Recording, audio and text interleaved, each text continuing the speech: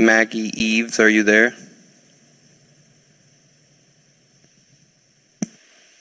I'm sorry, I forgot to turn everything on. We can hear you, Maggie. Okay, good. So I have a similar thing to what you all have been talking about. My grandson, who's 22 years old, is in the county jail in Hopkins County. When I go to my local mental health authority to seek help, I'm asked to punch 1, 2, or 3 for behavioral, ID, or mental health. Well, he's got all 3, so where do I go from there? I'm like, why can't there be all in one? But anyway, so we live in rural Hopkins County, where there are limited resources. I'm going to have to read some of this because I'm really nervous. There is a crisis helpline, but no crisis response team.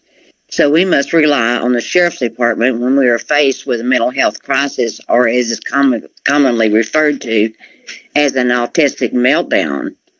What kind of sense does that make? This is why he is now in jail for over a year, and while all of his conditions have become worse. How does jail help him? No therapy, no medical help, just jail. The jail personnel all admit they have no knowledge about what to do with him. He spent 8 months when he was first incarcerated in a holding cell segregated from the rest of the population, where he lost 40 pounds and all of his conditions became worse, to the point that the judge asked us to get him from jail and bring him home to try to rehabilitate him. After spending all that time in jail in segregation like he did, he was a mess. And we couldn't get him help because he was constantly melting down. We had him in 4 different mental health clinics in that month and a half, which took up all the time to get him help.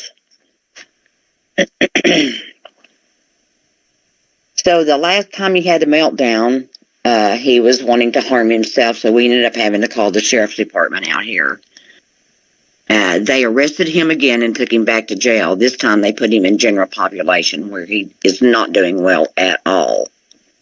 Now that the jail personnel are thinking that he is faking it, and they say it to his face, which he can't handle. We've tried to get mental health help. We've tried to get medical help from the jail, but to no avail. I don't understand why we're here. Why is he in jail? Is there not some sort of diversion? Shouldn't he be getting help right now? He doesn't deserve to be in jail. He needs help. We're waiting on an SSLC bed. He's first in line at the Lubbock SSLC, but she said it could still be months. So we're just hoping he can hang in there for that amount of time. So the thing that I feel is most important is, what do we do when this happens to us? There's nowhere for him to go. Hi, this is Jessica on the production team. The time has expired. I'm sorry. Oh, it is? Yes, ma'am. It shows 1 minute on mine. Yes, I apologize. Yes, ma'am. I apologize for that. Okay, Miss Eaves, all righty. Miss Eaves, Yes. Continue. Please continue. Okay, I'm so nervous I forgot where I was. Okay, You were talking with us about why is this a situation? And Yeah, I mean- could there have been many other opportunities to intervene such that Yes. his arrest could have been prevented? Or even Yes. if the arrest could not have been prevented, Yes. at least ensuring that while he is in county jail, that he is receiving services, Yes. particularly while you say he's waiting on a bed right now at Lubbock SSLC. right. Yes. And it's not a forensic hospital, and we've made a deal with the DA that they will drop all charges once he gets a bed. But what's going to happen? Is he going to make it to that time? Yeah. I spent the whole weekend trying to figure out what happened because he called me with a medical response, and it's crazy. They don't keep any any information. They don't write down an incident report. So they change shifts from day to night. The day people don't know what happened during the night. It's a nightmare. Yeah, that continuity of care and services. There's that word again, right? Yeah. Probably heard several times in this meeting. And that's just Yes. our clinical way, programmatic way of talking about how are people getting served across multiple systems and environments. How are people getting served? I will say, Ms. Eaves, I want to follow up with you Okay. after this call and get some more information Please do. for you. So I've got your email address, Okay. and I've also got your phone number.